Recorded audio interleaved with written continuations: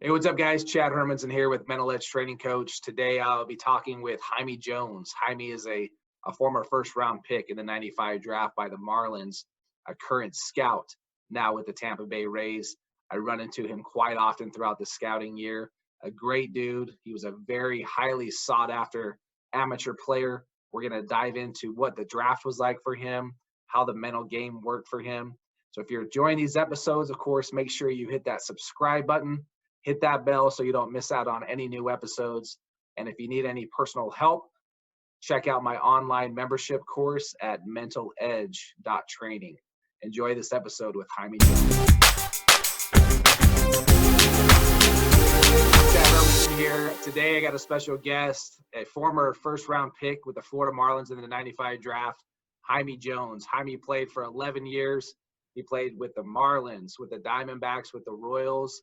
Jaime, what's up, dude? Welcome to the show. Good. Thanks for having me, Chad. Good to see you. Wish I could see you on the field, but unfortunately we're from each other's homes on. That's right. Yeah, so Jaime, I'm in Vegas. Jaime's in Southern California. You're in San Diego, right? Yeah, Poway. Kind of there. So Jaime comes from the, I guess you would call it, infamous high school of Rancho Bernardo.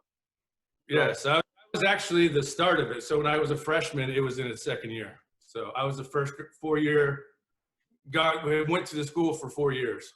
Graduated. Okay. So yeah. Okay, so that's a lot like. So when I was a freshman, that's when Green Valley opened here in Henderson, Nevada. So yeah, kind of a fairly new school. So probably the hot school everybody wanted to attend, right? At the time, yeah, it was more because for me it was because of Blaylock, the coach, is why I went there. I had a choice to go to Poway or Rancho Bernardo, and I knew about Blaylock. And so that's why I chose to go to Rancho Bernardo, when most of my friends ended up going to Poway. Okay, yeah. So, and for those that don't know, Blaylock, that is the father of Hank Blaylock. Is that correct?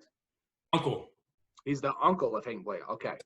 So you were, it's kind of funny because and up until about a year ago, my son, he kind of took some of my things and put them in his room. And you and I, we were All-Americans our senior year in high school together, right? We made the USA Today All-American team. So I got to see your face like almost every day walking into my son's room because he had it sitting there. But no, you were like the top outfield prospect in the '95 draft in the country. So I wanted to ask you, what was that like for you? Did you feel like there's high expectations here? Kind of walk us through that experience. Actually, it's ironic because, now being in scouting and people talk about the draft and the pressures of being in the draft. And I know times have changed between now and then. My brother was drafted before I was out of high school. So I got to see a lot of the scouts come in and out of the house. And it was something that I knew that I always wanted to do. So believe it or not, I never really felt a whole lot of pressure going through high school. I always kind of had the confidence that I was good. And I always had the confidence when I would play against, I remember you guys came to play in the Lions tournament and I knew who you were. And when I would play in the upper deck and you read about everybody, and when scouts would come to the game, I always looked at it as an opportunity to show everybody how good I was. And I just always had confidence in my ability going through high school and into the draft. And it wasn't overconfidence, it was an inner confidence. I never did anything out on the field or talked or anything like that. It was all personal and inside. Yeah, no doubt. I remember the exact same thing. Remember, you kind of get that Lions tournament schedule. You're like, oh, sweet, we're playing these guys. Jaime Jones is on that team. Like, that's the guy, right? So now you were an outfielder playing some center field, right field, probably all outfield spots, but you were also a pitcher. So you were actually a two-way guy. Tell us how that process was and why you decided to be a hitter. Well, growing up, everybody did everything. It was kind of like, what do you guys want to go do? I was left-handed, so sometimes in Little League, you play shortstop, you play wherever. As I got older, outfield was more of kind of a boring position. I played more first base, and I was pretty good at first, but I also pitched. And then as I got closer to the draft, My arm got better. My speed got better. It was always pretty good through high school and growing up. And then it was kind of one of those things where you're not using all of your tools at first, go to center. And then playing center field and pitch, I pitched to win, but then I got to a point where when pitching, I wanted to be more of a hitter. That's what I was going to get drafted high as, was more of a hitter. Pitcher was always like a secondary thing for the team. When I got to the point of like, I'm just going to hit, I kind of gave, like in my senior year, I pitched in 4 games that we needed to win. And then after that, I was kind of done. Like I didn't want to pitch, every other day or every once or twice a week. Like I wanted to focus on hitting. It was just something that, and I was lucky enough to do it, that I came from this program where the pitchers around me either got drafted or went to pretty good schools. So we had a pitching staff that allowed me to do that, and we still won. So I was lucky. If I didn't have that, I would have pitched probably every day as much as I could. Right. Yeah. So you had the knack for hitting, and I remember a lot of talk about, and I would agree with, being a left hand, they were considered going to be a power hitter, could play some center field with his arm, could easily shift to right field, could be a staple there for a long time. But you said a lot of guys do two-way in high school, and we kind of tend to, it seems like a lot are getting away from that as far as they get to high school. If you're at a really good school, it's probably because you do have all the arms. Like I never pitched once in high school. I remember that. So I think the worst school that you're at, you could say, probably they're going to need you to pitch more and be one of their starters. Yeah. I just kind of chuckle out when I go to games and see people like it's a big thing. It's something, he hit and came in and pitched, and it's like, what about if somebody hit and went like 4 for 5 and came in and threw 95? What would you guys do then? Like in today's world with Twitter, right. And it was kind of like that's what some people were doing back then. And I don't know how realistic it is for a two-way guy out of high school to go into pro ball and be a two-way guy. It's pretty hard to do both, I think, unless you're just gifted with never getting an arm injury.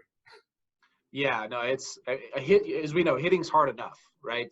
When your mind is fully invested in it, it's hard enough to do that. So you get drafted. You're the 6th overall pick in the 95 draft. I think probably the first high school outfielder taken, if my memory serves me correctly. And so what do? You go to rookie ball. What's minor league baseball like for you? So I took some time off because I graduated so late, and my mom made it a rule to the Marlins, we're not going to do anything until he graduates from high school. Once he graduates, we'll do the talks or whatever. And that took, I think, like half a night to do. Since I missed so much time, I had to go do the workout and sign my contract. I went to the Gulf Coast League for a couple games. And then after that, and thank God it was only a couple games. And after that, to the New York Penn League in Elmira, New York. And that's where I eventually met you for the first time, I think. So you didn't really get a taste of the Gulf Coast League. I remember it was one game in the outfield and one game DH, and then I got called up. If you look at my stats, there's 5 games there. I don't know how they got the other 3 in there. So that's not even fair. Like you didn't even spend a couple weeks, a couple months in the rookie ball. I'm very happy that happened that way. It worked out that way. Yeah, I don't know about you, but so when I'm talking to high school kids, as far as on the scouting scene now you guys, you're with the Rays, you're in Florida, the Angels were in Arizona. Either way, all the heat in Arizona, Florida is hot and it's humid. Yeah. When I first got to rookie ball, and you're out there all morning, right, practicing for a few hours, come back in, you have lunch, and then you head right back out there for your game at like 1 p.m. Yeah. And I was like, this is pro ball? And I didn't realize, like, oh, yeah, this is a job now. Yeah. Right? But you kind of got to skip that. And luckily I think I was in rookie ball for maybe 3-4 weeks. I experienced a little bit because I didn't play from the time our CIF game was over until I signed. So I went there to kind of get back in shape a little bit. So I was there for probably maybe 2 or 3 weeks, and then I played a month in the New York Penn League. Yeah. Yeah, so that's when it gets fun, I thought, because now you got the 7 p.m. game. You're on the normal routine and schedule of pro ball. You're playing in front of fans, so it can bring you some energy and some enthusiasm to it. So walk us through what was we'll kind of broaden the spectrum here. What was minor league life like for you? Like, did you enjoy the routine of it all? Yeah, I did. Like, I definitely think like my mindset was for it. I don't think that it was one of those things. I do know, like, my first year, that the year in the New York Penn League, that was the longest 30 days of my life. It just seemed like it dragged on forever. And then I think going into the instructional league and everything else, that was a little bit long too. And then once I got into, everything was kind of different. And then once you get into like the Midwest League in King County, I was ready for it, and then all of a sudden you get out there and it was like 8 degrees. A ball on, and then it's like you just keep learning new stuff. And that's back when we didn't have Under Armour, so you'd put on like turtlenecks and like 5 pairs of socks. And, yeah, you can't move, right?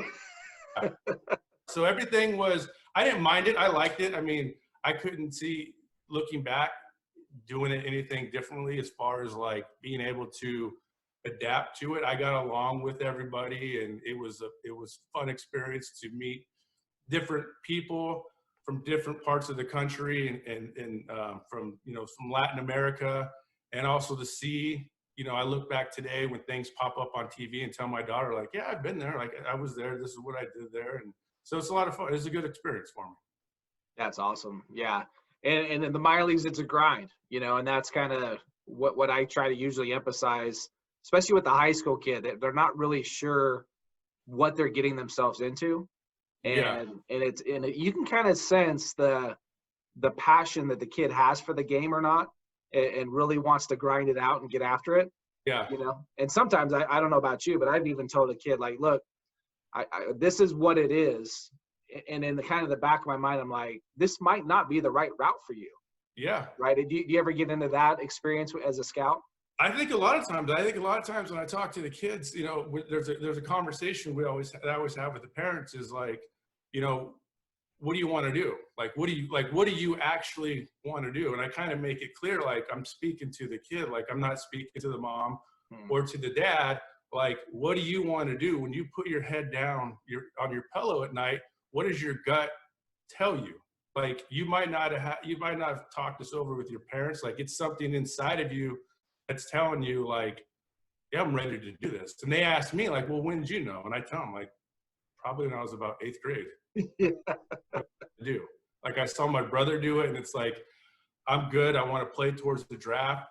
I saw college ball. I went and watched him play in minor leagues, and it was like I want to get on with my career here. I want to use a wooden bat. I want to go out and play against college players that have been drafted and play for an organization and try to work your way, to the top. No, we had the conversation. Now, I get a blank look, but yeah, we've had the conversations. Or the look of, like, they look over at mom, like, what should I say here? Like, I haven't decided yet, and it's May 15th, and it's like, you should now. If you haven't decided, you should go to college. I think. Yeah. No, it's I don't really pressure kids to, hey, pro ball is way better than college or one way or the other. It's kind of getting to know the kid and really what he wants to do, because this is their life, it's their career. And I know some scouts do some different things. So the last thing I do is put parents and a kid in a pressure situation. Yeah. Like, I need an answer right now, I even with the thought when I walk out of the house, like, and you get the kid's face where like, this isn't what he wants to do. But I don't talk. It's just, just like you get everything else. It's a gut feeling about kids sometimes. Yeah, no doubt. Some of the way the conversation is led up to that point, the way they answer. When they talk about their school a lot more than they talk about pro ball, just different things. Yeah. And, I think kids nowadays should go to college. Well, yeah, and I was just going to say that if you're a parent or a kid, like, that's okay, right? We know, like, it's really hard. Like, if you're a high school kid going to pro ball, you better know who you are. Yeah. Like there's some influence out there that they can get you in trouble in a hurry, right? So I talk a lot about that. And if you're if you're not quite sure where you are, you're mature enough to handle yourself, right? And not be influenced because you're 17, 18 years old. You start getting around 23, 24-year-olds, kids that were juniors and seniors, which is it's a big gap, you Yeah. know. But you better know how to handle yourself, you Yeah. know, have thick skin. You're meeting all the Latin players that are mainly fun. You know, it's a lot of fun in games, but they'll get on you too, you know, so you better be able to take some negativity, and there's Yeah. just all types of intangibles that go with it. So In the worst case scenario, if you don't choose it, you get 3-4 more years of college, maybe get a degree out of it and do this all over again. And no doubt. You're better off for it. Yeah, I mean most kids that I've been able to interview in high school that ended up going, and I'll give you an example. You probably remember Caden Grenier. Yeah. He lives here in Vegas. He was a prospect out of Gorman. He went to Oregon State.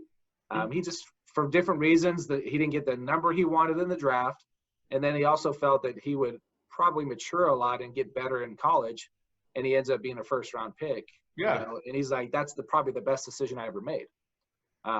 So I agree. It's a big jump. On back of it is a backup plan, which is worked out good for him. Yeah. You know. So let's talk about, we all have struggles in this game, and you play long enough that, you know, if we talk about hitting here, what were some of the struggles that you went through, and how the ways that you got out of them? Maybe we talk about slumps or the mental part of the game. How did you handle all that stuff? Probably a lot of my struggles early on were probably some of the stuff that you hit on with you know, the temptations off the field and some maybe lack of preparation coming into spring training, which I went from being a player that was believed in his ability to, like what you said, this is the job now, to a player where I had to make the adjustment of figuring out a routine for myself. And it took a while for me to do. I went from a player that was taught early on in my career, everything's about mechanics, when I wasn't that player in high school. It was just raw ability. To later on in my career, I became a player that was built on and taught about approach and having a plan when he went to the plate. And I think once I started learning the plan and the approach, that kind of minimized the slumps. Doing more of the mechanic thing, which it was not good for me. It was, Okay. I mean, times where I would look around and be like, I have no idea what I'm doing. Yes. No, I used to be, any age you could take me and let me hit against anybody, and just natural ability would take over, and I would have a quality at bat. But once I started worrying about, like, get your foot down, get your hands back, look for the fastball, the next thing you know, a fastball will go right by me, and I'm trying to put my foot down on time. Right. So you got into overthinking. Way overthinking early on. And I just think once, and I lost my path, I think, at some point in my career when I was younger, of how to get back to where I used to be, because I think my mechanics were so far out of whack, if that makes sense. Was there, and what's hard about that is when you go through that process of, okay, like now I'm starting to think about my swing for some reason. Yeah. Right? And I remember, like, you had one of the prettiest swings you ever see from a lefty. You know, it's just natural. You know, it's like a combination of John Olerud and I don't know, Darryl Strawberry. I don't know who you want to throw in there, but it was beautiful. Yeah. And then at some point you started thinking every at bat. Give me an example of, you kind of touched on it earlier, but an example of an at bat where you get in there and you have these 5, 6, 7, 8 thoughts going through your head. Oh, I mean, you can kind of mush them all together, where there's times where, like, literally I didn't even, like, see the ball. Like, I remember swinging at pitches and thinking, like, that ball had to have bounced probably, like, you know, it was close, and it probably bounced like 2 feet in front of home plate.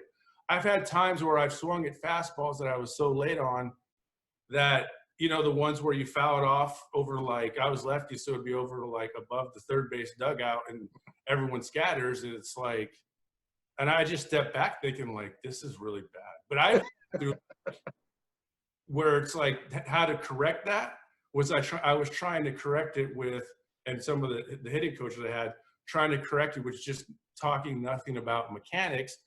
So I was going from like spread out, open, toe taps, I mean, no load, load with just your legs. And it was like, as I got older, I mean, I had some injuries and had to sit out for a while. Then I started watching TV, watching people that I knew on TV, and kind of just thinking a little bit, thinking like, man, they just make it look so easy. And I remember just getting up into my living room, practicing things, and then all of a sudden, the old me kind of just came back naturally how I would stand, like not trying to get into a stance, just standing there. Yeah.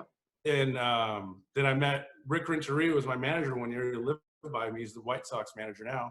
And I remember for off season, we just worked out and we just talked about hitting. And it was like about how hitters would attack just me or anybody else. And I was like, I don't have to even worry about mechanics anymore. Right.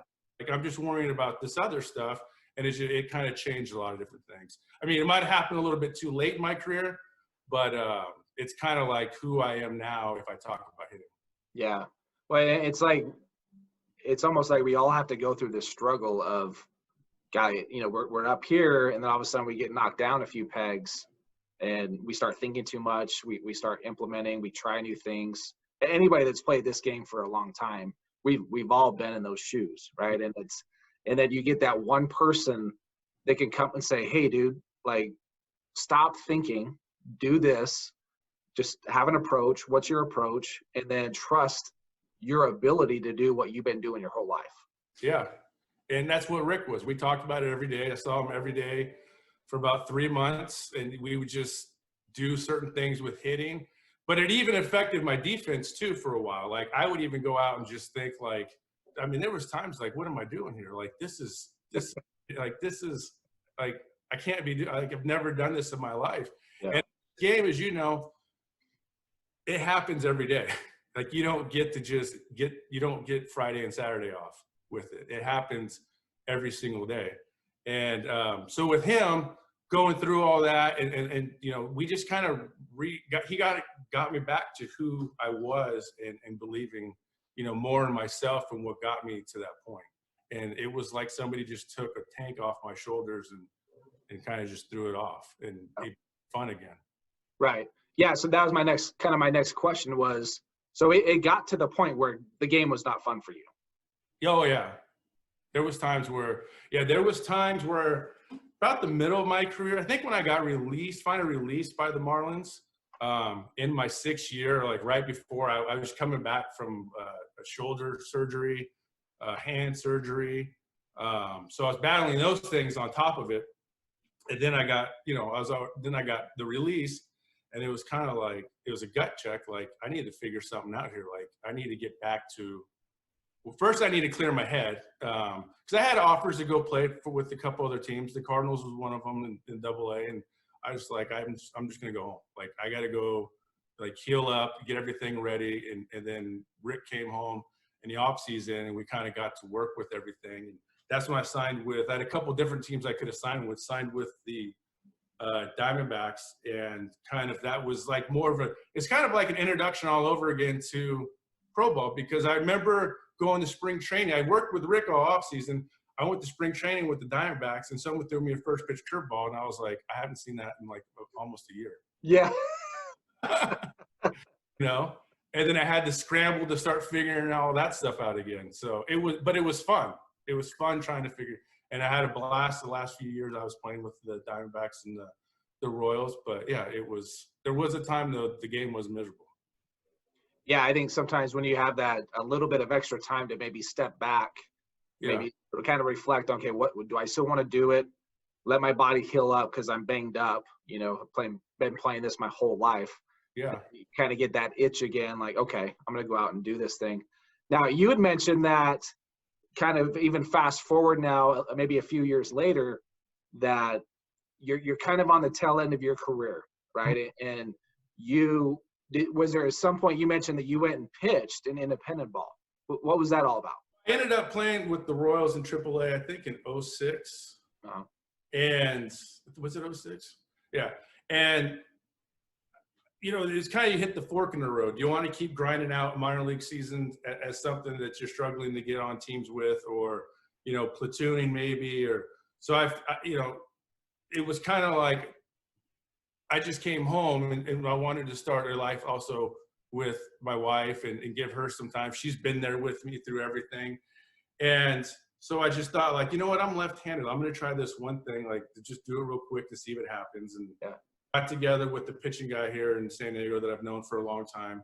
And we started doing it. And as I was doing it, I had fun doing it. I went out to the, I think it was the Northern League, Kansas City T-Bones. Pitched out of the pen for them. They let me hit one time, which was a huge mistake because I hit an opposite field home run, and I was like, this is way better. Asking them, hey, can I hit? And then every day I'd come out of the pen like once or twice, 3 times, sometimes back-to-back days. And I was like, my arm started hurting again. But it wasn't like I wasn't hurt. And I was just like, oh, this is why I don't like pitching at all. Like all that started coming back, and I was just like, and that's when I just kind of hung it up. Yeah, so you're like, now I got to actually train like a pitcher, which is a completely different animal, right? Yeah. And I just got through hitting in a game, and it was like, if I'm going to do this, I'm going to go back as a hitter again. So I didn't have the passion to do it, and it was, I think I was 30 at the time, and it was time. I had a lot of my career, and it was just time. Yeah, I don't know what it is about 30, because 30 was when I was done. Yeah. And, went through some injuries later in my 20s. Yeah. Trying to get back in, and I was just about to have my 4th kid. Yeah. And so it was kind of one of those things where I got released by the Angels out of spring training. That late in spring training, so you're like, well, dude, I'm not going to get the reality of me. Someone picking me up is going to be very difficult. I ended up signing to go play for Butch Hobson in an independent league. And about 2 weeks into that, as far as I was still at home kind of preparing and training for it, I was like, it just kind of hit me, like smacked me in the face, like, dude, this is it. What was that like for you? Because we've talked about that with some other guests I've had, that there comes a point in time where you say, okay, I got to move on. Kind of walk us through that. What was that like for you? It was hard. I mean, I still think about it. I literally think about it every day, about just playing. Like, I go to games and I still lay down at night and envision like pitches that I've taken in the past, that home runs that I've hit, or just certain parts of the game. I don't miss the spring training part at all. I miss seeing players and friends and coaches, but there's certain things I do miss. There's certain things I don't miss. Bus rides. I don't miss the 4 o'clock wake up for plane flights. There's right. I really like being a scout. I like being a part of baseball, but I'm still at home with my family, which I really enjoy a lot. Yeah, when you start getting family involved, and you're not an established big leaguer, right? And you're trying to grind it out in the minor leagues in your late 20s, maybe early 30s. It becomes a whole different dynamic. And then you see, like, I remember my boy, who was about 5 at the time, he wasn't even eating. I was in Albuquerque that summer, and he was like struggling to keep weight on. And, dad kept leaving, had some issues with that. And I'm like, you got to kind of take a step back, right? And you're like, well, this isn't necessarily about me anymore. Yeah. Right? I got my wife to take care of and these kids, but it's hard, right? It's one of the hardest things you have to ever do, is kind of like, hey, dude, this is it, and it takes a long time. For me, I'm like you, like there's still things that you have that go through your mind. You're like, God, I wish I would have done this, right? Or I wish I would have handled that better. Oh yeah. Little things like that. So, or even nightmares. Yeah. Like, so, I think, like, what were you doing then? Like, what were you thinking? And it's more mechanic stuff. Like, why did you go so long with those type of like thoughts in your head, and let them like drag out, like, instead of just doing something differently, or basically being the person that gets drafted and who I was, and staying being that person instead of being the person that's trying to please a coach by saying like, oh, hey, try this. And I said, okay. When I realized, like, you know, in the end, they're really, I view it as like they were benefiting more of themselves than it was me personally. But I like to please and try to show coaches what my ability and what I could do. And it ended up hurting me in the long run, which it's ultimately my, you know, it's my responsibility and my fault for not taking ownership at the time. Okay.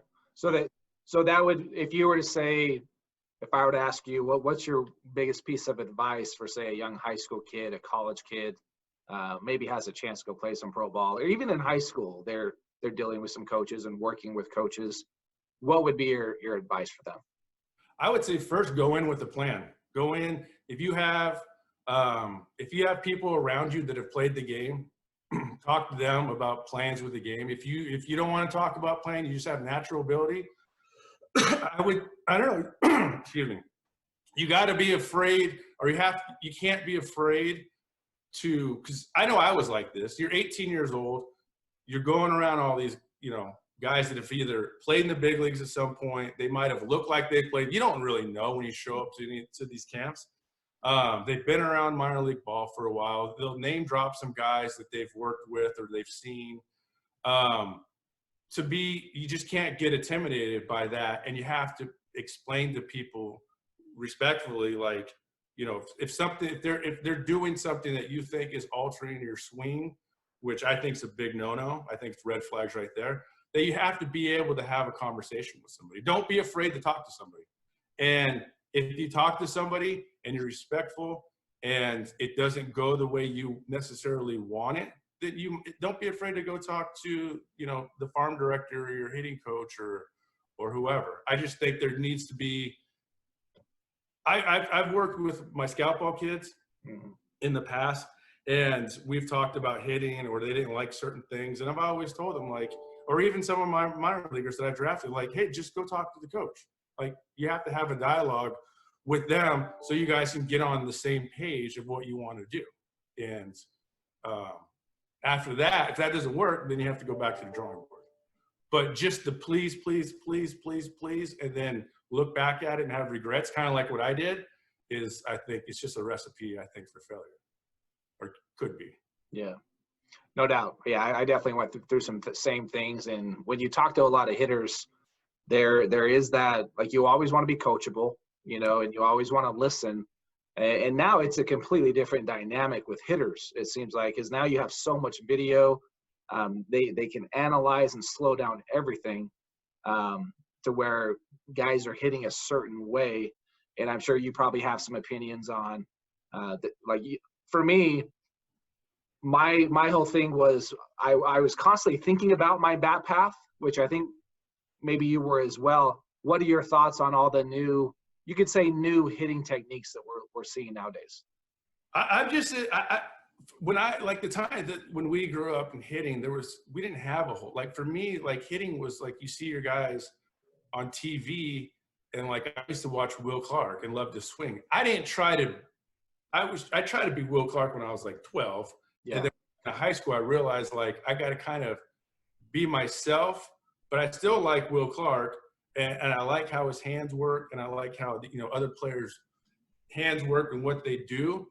I just try to figure out a way to be me. And watching kids now, listening to one person or another person or seeing stuff on TV or YouTube, and you try to see all these kids that are different. I look at it, and I don't know if I feel bad for them, but it's kind of like, just go hit. It's high school. You know what I mean? Like, worry about stuff later on. Like, figure out what kind of hitter. Like, you don't do a launch angle if you don't have the power to hit a home run. Like, become a good hitter. I've always, I guess, been taught just to become a good hitter. Right. You know, even in high school, I never thought about hitting home runs. I hit them, but I always wanted to go 4 for 4. Yeah, your home runs were a result of a good swing.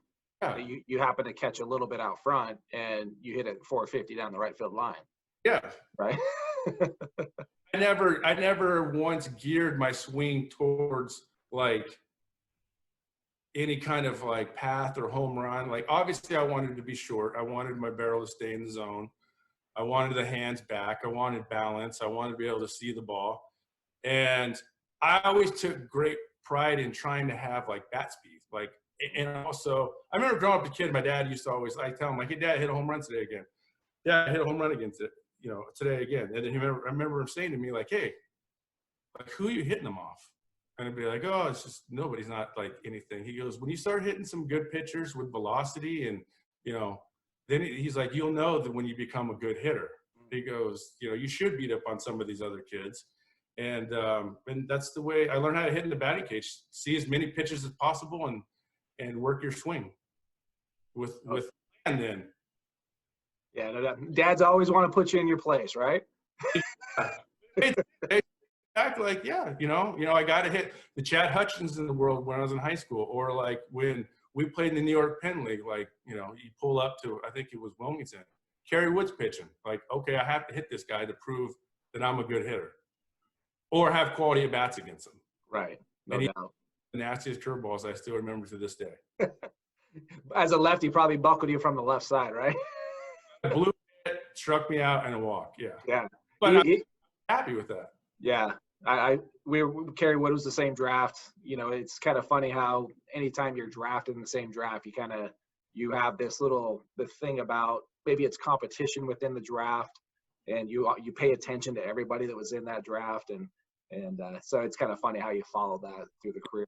And you get to play him. It's like I played against you in high school, and then in the Penn League, and then Hawaii League, and a couple other leagues. It's fun to see people. Then you start rooting for people along the way.